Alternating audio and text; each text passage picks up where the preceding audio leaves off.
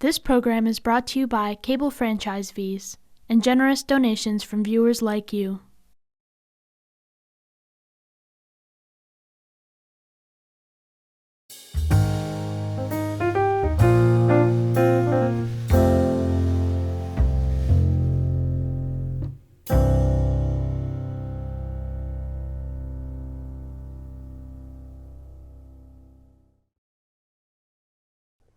My name is Art Carrington, and I'm a tennis coach. I've been coaching tennis at Hampshire College in Amherst, Massachusetts since 1980, and I am from Elizabeth, New Jersey originally.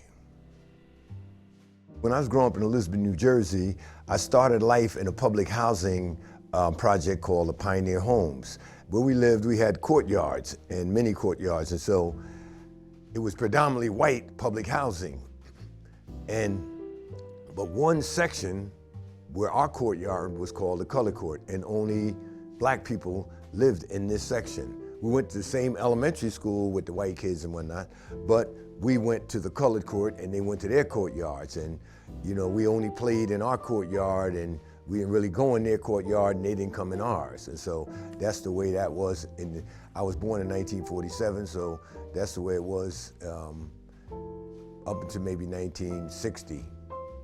Well, my first contact with tennis, I didn't know there was a game called tennis, but my mother had a racket, and because my mother was a tennis player as a youngster, she babysat and played tennis at the club that I would eventually be at. But I used to take the racket out and hit on the wall when I was 6, 7, 8 years old. I would go out and hit like it was a big version of ping pong. And so that was really my first contact with a tennis racket.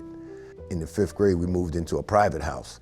And so that was really like a serious change for me coming from these projects. Then this boy I met in the 5th grade, he moved a little further out, and it was right across the street from these 2 tennis courts called the North End Tennis Club. And so these 2 little courts with a picnic area and whatnot called the North End Tennis Club was where I got started. But the story behind the North End Tennis Club was that the North End Tennis Club was 2 courts in the backyard of a white doctor, and he had a double lot. None of the other houses in his neighborhood, none of the other white families had a double lot.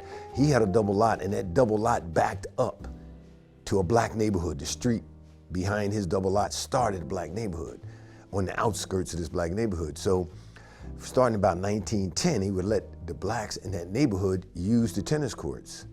And by maybe 1920 or so, he sold these tennis courts to these blacks, and it became the North End Tennis Club.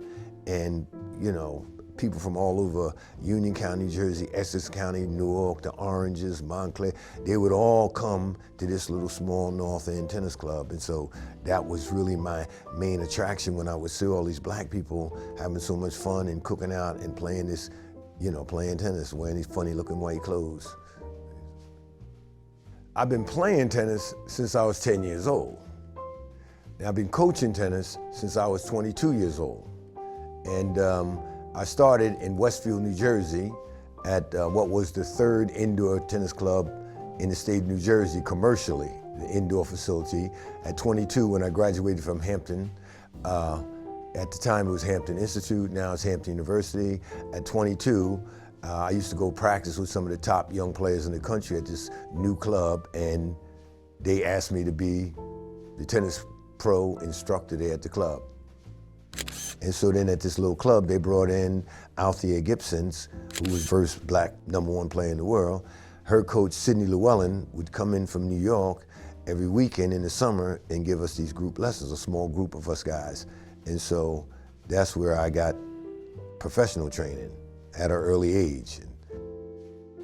At 4 o'clock, the only way you could play is you had to be invited by, you know, the men. So my skills were on a level, the men started inviting me, and then that's when I began to gradually start going out from that little tennis club into other areas, and that's when my real exposure started to kick in, when I started going out from the little courts, and people was constantly saying, "You're good," and you know, I would get invited, and that's when I saw these different players would come to the club, and the first one that I really saw was John Mudd, and he had this kick serve and a semi-western forehand, and I was like, whoa, look at this guy driving a nice car, and I was on the outside the fence watching him do things I had never seen done. And I was like, wow, okay.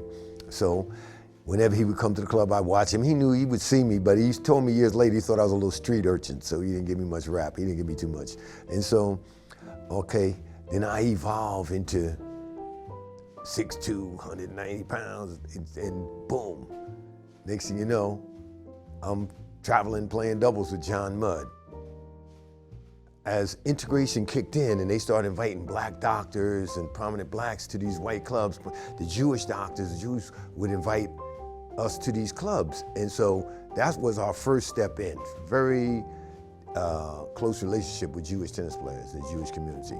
And so we would go to these clubs, and so I started getting more and more exposure. So make a long story short, we're playing in the New Jersey State Championship. I was 18 years old.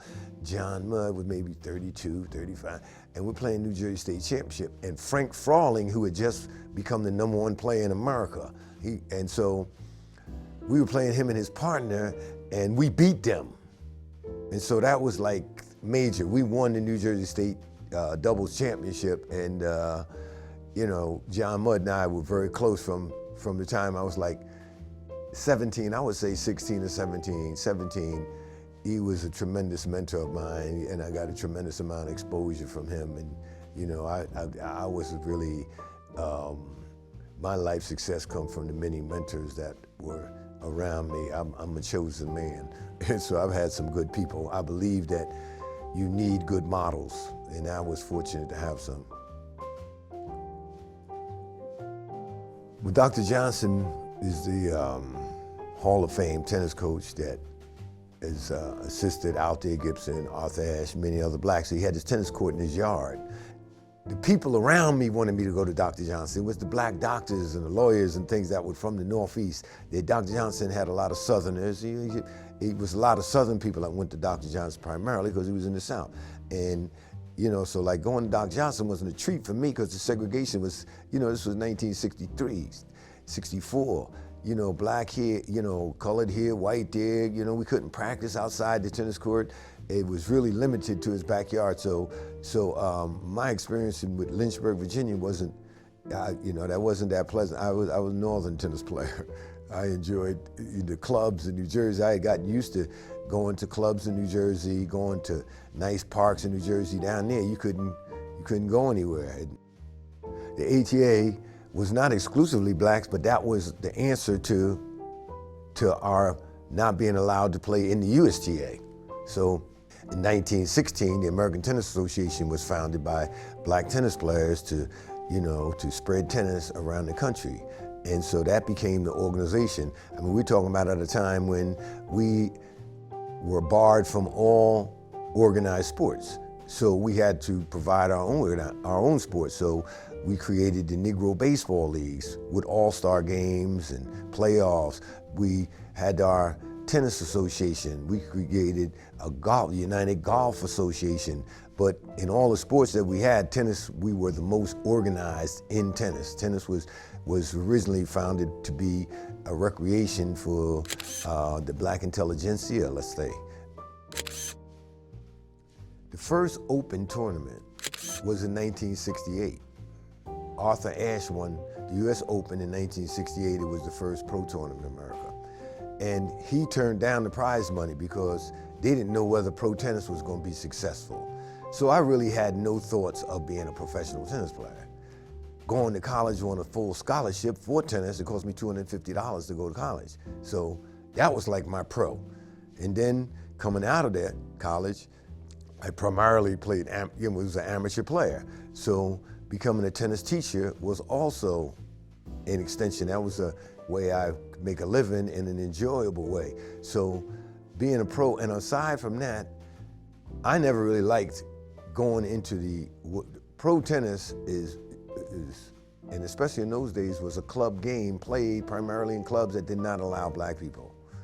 So being successful in tennis outside of the ATA was being successful going into an environment that really you weren't meant to be in, and that wasn't enjoyable for me. So I didn't really enjoy what was high performance tennis. I qualified to be much, to be a very good player. But I wasn't willing to go into these environments and just live in that sterile environment the way it was. So I enjoyed the diversity of tennis. That's what the ATA provided. So it wasn't all black. It was people, anybody could play in the ATA. In the 60s, late 60s and early 70s, when pro tennis was just coming around, Earl Monroe, Walt Frazier, these brothers driving Rolls Royces and wearing minks and, winning the NBA championship. And I was more used to that kind of environment than I was. Arthur was wearing penny loafers and with a button-down collar. And so he was totally two different kinds. He was groomed to kind of carry a big stick, be quiet and carry a big stick. That's pretty much the way he was. And so there wasn't a show. There was never a show that went with him. When guys were driving Rolls Royces, I would go with Ashe sometimes with his Ford Fairlane rented car to Forest Hills. And so that side, it was very difficult for him because, he didn't identify with a certain kind of blackness and he wasn't white. It was not easy for this man, you know what I mean? Because he like I said, Dr. Johnson, everybody had him playing a role that I couldn't play. So for me, I didn't want that role. And so I was too volatile at times or too emotional or whatever, but that just wasn't for me. And Arthur, in later years, he was wondering if that affected his physical condition, that this role that they had tried to train him into so that he could be the first black male tennis player, what it did for him and what it did for us is questionable, because there wasn't many black players that followed him, so something didn't work. You understand? It was either the guy, like I said, it was the missing piece when they still want to know why there aren't many black tennis players. Men, they don't have the culture. It's not a culture, it's not a culture, not an environment. And you need that, and that's what basketball has. The white boys, they fall into the black environment with it. You understand? And we don't really have that in tennis, and that's tough. That's what Richard Williams was able to provide for his daughters. The two of them keep them in a certain kind of environment. And you got a lot of top players out here now, but Ashe and Althea came from an environment where they had a lot of support. Now, Arthur, I don't know. I never saw him take another black American on as a doubles partner. I knew that he never came to me and said, I want to help you and support you. We did practice in the Harlem Armory at times to put on exciting practices. But as far as him taking somebody and saying, listen, I'm going to play doubles with you, I'm going to bring you to these practice sessions, and we're going to, that just wasn't him.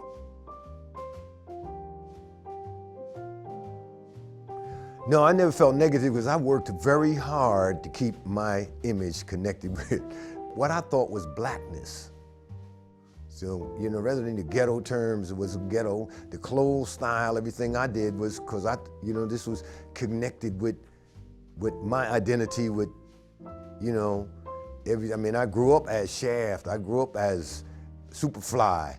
I grew up as these characters. So, that's, So you didn't feel insulted in any way by what he said? No.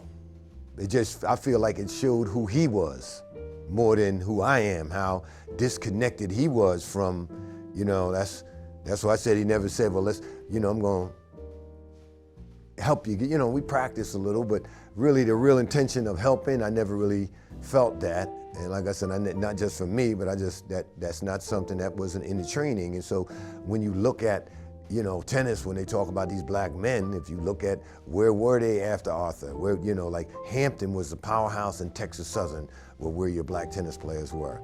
But then to get to that next level, we didn't have the environment to get to the next level. It wasn't a place where you could go train and be in an environment where you could hear your music and you could, be with your guys and whatnot. And so that environment didn't exist. And so that's tough with the players now because they don't have that support system. And, I really believe that Osaka was having problems because what used to be our community is now individuals. You got a lot of individual success, but the ATA as a whole is not what it once was. It was the house that we came from. And now we coming from just individual families, and that's not enough support system for most people, you know. Once I left my little local club, I was always dominated in a white environment. If it was outside the American Tennis Association, you were gonna be, more than likely, in the 60s, you were at a club that had a no black membership policy. So you always knew this racial thing was there, because you playing, you know, to everybody, you playing this white man's game. That's what they think. I didn't know it was a white man's game when I got started. So I thought it was a black man's game. See anybody white. So, you know, like the challenge of just people that would invite me to their club and to their house they meet me and they want their kid, their son to have an experience with me, and they really didn't know them. It was like they were naive to where they were. I was like, well, what about the people that don't want me at the club? And they were like, it was like these policies didn't exist. You know what I mean? You wake them up some. It's what people are aware of, not until, you know, they don't pay attention to what they're around until all of a sudden they personally involved. And it's like, I'm like, because I'm trying to figure out what's, you know, like when I was young, I would ask them, how am I supposed to tell the people that like me from the enemy when they all live together? You know, like if the white people that want to befriend me live in the same neighborhood, but the ones that don't, then how am I supposed to know? And so that was, you know, like, when I would travel to tournaments in Florida, I would stack, when I would travel with my road partner, Billy Morton, we would stack 15 rackets in the window. We were going to clubs, like when you talking about them guys getting killed in Florida, we were going into neighborhoods with clubs and things in the early 70s, 1969, 70s. I wouldn't even go to the Division II championship in 1967 in Texas. I was like, nah, I'm not going. Because I was used to Dr. Johnson, all like that, not going. I know it was when I first went to Hampton, I took my wife out. She was from Massachusetts, I'm from New Jersey. The first place we went, they said, we don't serve colored people here. And so I was like, yo, this is real. And so I love tennis and whatnot, but you know, watching my moves and how I made my moves, just like Ashe and I, back in those, we wouldn't even talk to a white woman. You could forget that. You were rolling up on us, no way. In 1980, I decided that I'm gonna start a tennis camp, a boarding camp. So I had my students, which were predominantly white in New Jersey, we come up to Hampshire College. I come up to Hampshire College and I meet with the powers that be, and I set up an arrangement where I could rent the facilities, put kids in the dorm, et cetera, and put a business plan together for having this summer camp. And so I started, like I said, maybe 20% black kids, 80% white kids.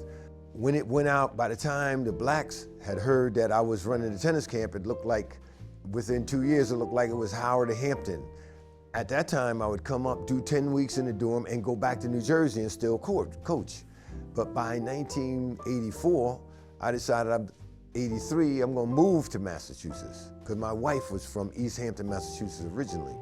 And so I move up here, and I start coaching at one of the local clubs. The owner of the club was also a tennis coach, so she kicked me out and said that I was in direct competition with her. And fortunately, Adele Simmons had met me while I was running the summer camp. And so when I moved up there, she asked me would I give her and her family lessons. I said, I don't have any place to give them because the lady kicked me out of the place over here. We started doing lessons in the gym, right, at Hampshire College. Put up a net, we had to, okay? And so then I told her that I wanted to rent the courts from the school in the winter. Since I was renting in the summer, there really was no use in the winter. I wanted to rent and put a bubble up. And at that point, Adele Simmons said, I want to partner with you for the school. We need more athletic facility. And this is how the multi-sport center came about. Adele went to the trustees. They said, if we raise the startup money, they will get a mortgage for us. So everybody, including myself, my personal self, donated money to Hampshire College, a couple $100,000. And the trustees backed the mortgage, and that's how Hampshire College came about. And then I proceeded for the next, we started in 1989. Since 1989, my son and I paid them $1 million in rent. And so it's a place where, like I said, it's all about models. So if you want to show what could really be done, how community program, how college can partner, how, this is the place to see it. So this is where I've been since 1989. I compiled a book titled Black Tennis, an Archival Collection, 1890 to 1962. And the reason why I compiled this is because this black tennis history is not known, and how valuable tennis was to the black community and the leadership that it provided to the black community. I needed people to know more. So the archival collection was the way to show how tennis was in our community and what a builder of community it was. First of all, you gotta have good models, like I keep talking about, because only God creates without models. So we gotta have something that we're copying, something that we see that's working. And so we need, watch who you model yourself after, and then watch who your companions are. You gotta watch only companion with companions that are trying to be bigger, do greater things. They're trying to do small things great so they could do big things great. And so that's the two things. Pick the good models to copy, and then pick good companions to hang out with to achieve this, because your companion will help you achieve, instead of being jealous and being a hater, that you just rolling with haters, that you won't make it. So that's the two main things. Model the right stuff and hang out with the right people. What has tennis done for me overall is provided a divine life for me. And, my life has been, I enjoy myself every day. I'm still putting on sneakers. I was putting them on at 10 years old. It's giving me an opportunity to go to college. My entire family's in tennis. My wife helped me run my business for many years. My son is a former U.S. national junior player. He's a professional coach. My granddaughters are going to LSU on tennis scholarships. My grandson is a tennis and golfer. So tennis has provided a livelihood and enjoyment for me every day. I don't remember missing 10 days of tennis since 1969. I haven't missed 10 days. I'm never injured. I got a method that keeps me healthy, and so it's been great. I'm gonna play tennis until I'm gone. When I transcend this plane, I'm playing tennis all the way, as long as I can. It's an enjoyment. I'm teaching. I really love teaching. I really love sharing the tennis. That's what I love. I love sharing it because it's been so much fun to me that's my biggest joy. Tennis has transited race, creed, color, everything. It's like, it's my true love.